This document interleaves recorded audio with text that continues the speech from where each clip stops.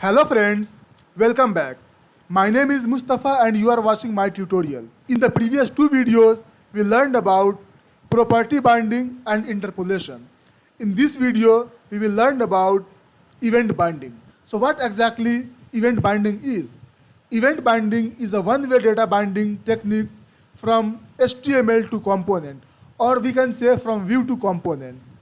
Event binding is just the opposite of property binding or the interpolation, where data is bound from view to component.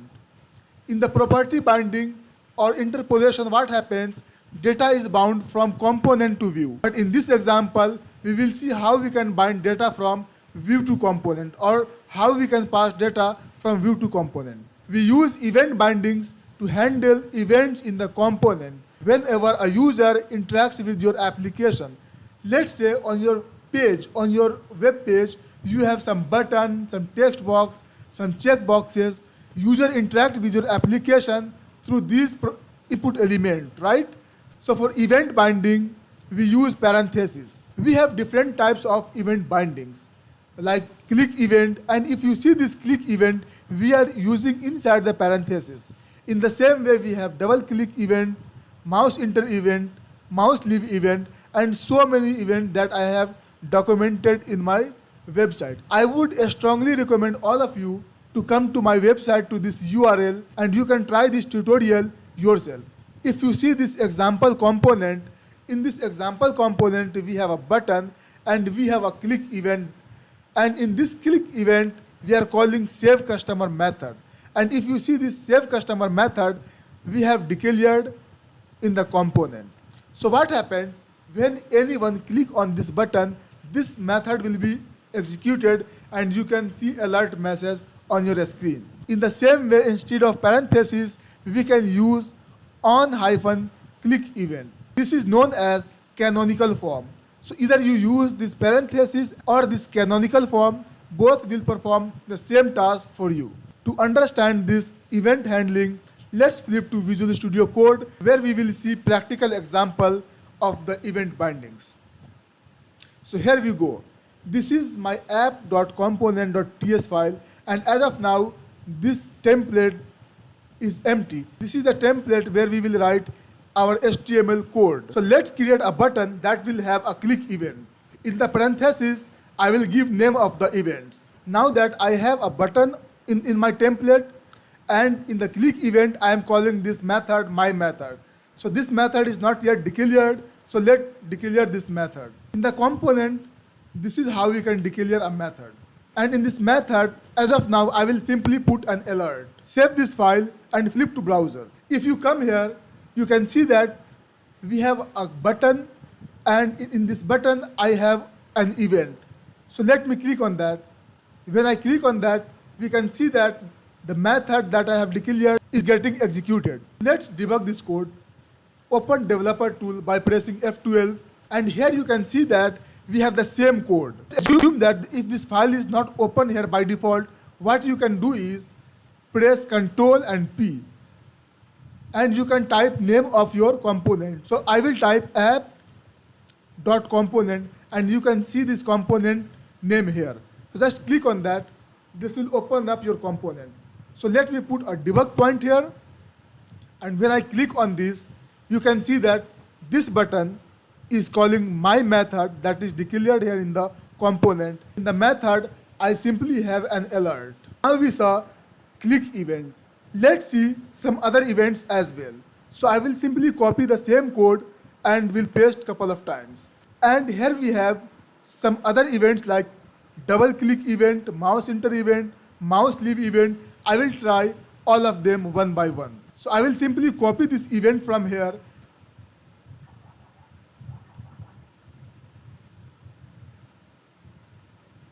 And here you can see that in all of this button, I am calling the same method. So whenever you double click on this button, same method will get executed. Again, on the mouse enter and the mouse leave, same method will be executed, and we can see this alert. Save this file and flip to browser. If you come here, you can see that we have 4 buttons now.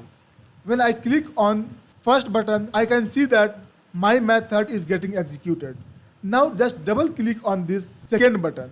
Now you can see that when I double click on that, I am able to see the same message. Now this is mouse enter. The moment I mouse enter here, you can see I am able to see alert message. In the same way, this is the mouse leave event. So in this button, I have written mouse leave event. When I leave this button, I will be able to see the alert message. So far, we saw button events. So now let's work with text box and we will apply some event on the text box as well. So let's create a text box. So here we have a text box. Save this file and flip to Visual Studio. So before that, let me put an HR so that we can separate it. Save this file, come to browser. And here you can see that I have a text box. As of now, there is no event attached to this text box. So let's attach some events to this text box. So we also have couple of events for the text box. So let's go to my website, and here you can see that we have like key down, key press, key up. So I will try all of these. Let me copy this key down event from here and I will use in this text box.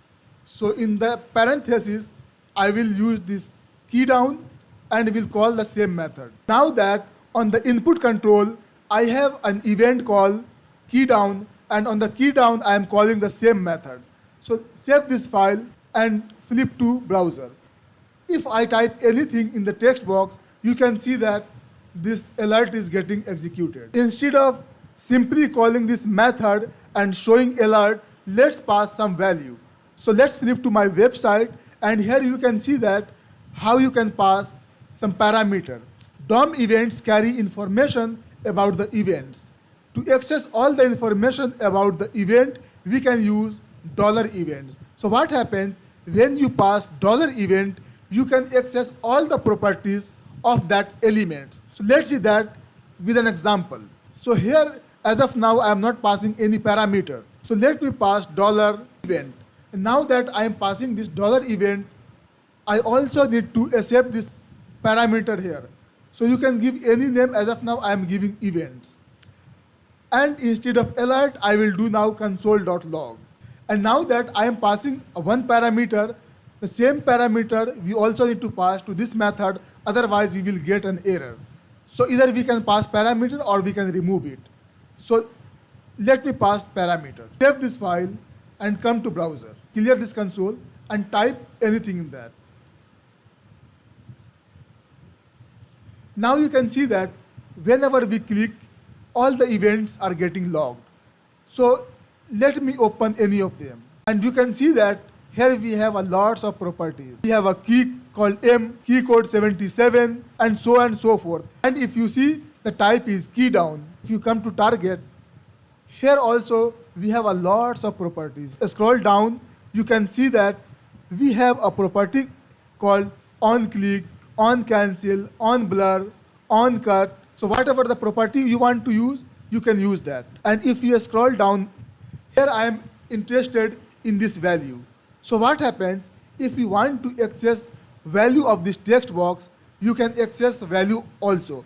So how you can access that? Here inside the target, you have value, this one. So I will show you how you can access that. Let me put a debug point here and type something else. Now let's come to console, clear the console, and we can use this event dot target dot values, and you can see that the same values we are able to access. So instead of simply putting this event in the console log, let me put event dot target dot value and see what is happening. Save this file and come to browser. Click on the console, clear this console. Whenever you type, you can see that we are able to access all those values. Here you can see that how we are passing data from view to component. So this is my view, data we are accessing in the component. Event binding is also a one-way data binding from view to component. So here you can see this is the view and this value we are getting in the component. In the same way, you can use other events also. Key press, key up. So now let me try cut, copy and paste event for text box. So let's create few more text boxes. I will copy the same code. So I copied 3 times. I will copy the events from here. And let me put a label also so that we can easily identify which text box we are working on. So in the label, I will give cut. So let me copy this label and put it here.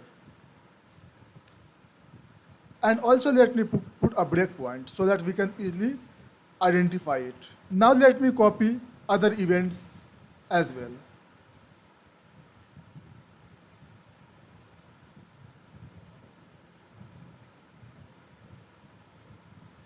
So what I did here, I have an input element that is text box, and in the text box, I am calling the same method. And I am passing this event. So this event as of now is not required. So just remove it, or we can leave it as it is. It is not going to affect anything else. Now save the changes and open your browser. Now we can see that we have three text boxes: cut, copy, and the paste. So in the cut text box, let's type something and select this text, right click on that, click on cut. Okay, so we are not able to see anything. Why? Because I have done console.log here. So instead of console.log, let me put an alert also. Save this file and come to browser. Now let me type something. Select this text, right click on that and click on cut. The moment you click on cut, you can see that we are able to see this alert message. In the same way, type something in this text box, select this text, right click on that and click copy. The moment you click copy, you can see this alert message. Now that I already copied this text, just right click on this text box and paste on it. The moment you paste, you can see that we are able to see this alert message. And this is happening because I am calling respective events on each of the text boxes. So as of now, we are passing this event and capturing this value and doing console.log.